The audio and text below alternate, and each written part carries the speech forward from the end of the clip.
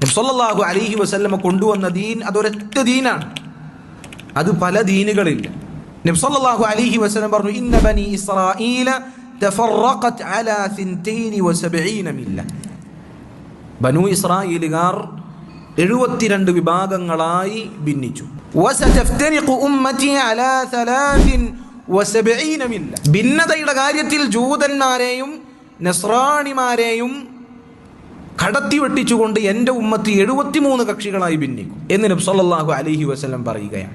എന്നിട്ട് അവിടുന്ന് പറഞ്ഞു, കുല്ലുഹും ഫിന്നാരി ഇല്ലാ മില്ലതൻ വാഹിദ. ഈ 73 വിഭാഗത്തിൽ 72 വിഭാഗവും നരകത്തിലാണ്.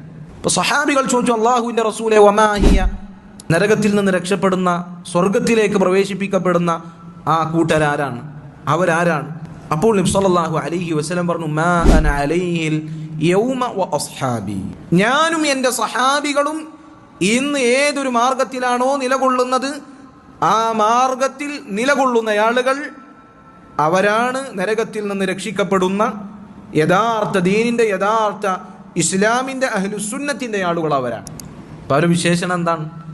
നബി സല്ലല്ലാഹു അലൈഹി വസല്ലമയും സഹാബികളും നിലകൊണ്ട മാർഗത്തിൽ നിലകൊള്ളുന്ന ആളുകൾ.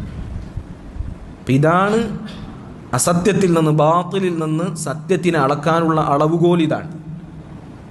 ആര് എന്തുകൊണ്ടുവന്നാൽ, ഏതൊക്കെ കക്ഷികൾ, എത്രയൊക്കെ കക്ഷികൾ ഉണ്ടായാലും അവരുടെ മാർഗം അള്ളാഹുവും റസൂലും പഠിപ്പിച്ചതാണോ, സഹാബികൾ നിലകൊണ്ട മാർഗമാണോ എന്ന് പരിശോധിച്ചാൽ അവർ സത്യത്തിൻ്റെ ആളുകളാണോ അസത്യത്തിൻ്റെ ആളുകളാണോ എന്ന് നമുക്ക് മനസ്സിലാക്കുവാൻ സാധിക്കും.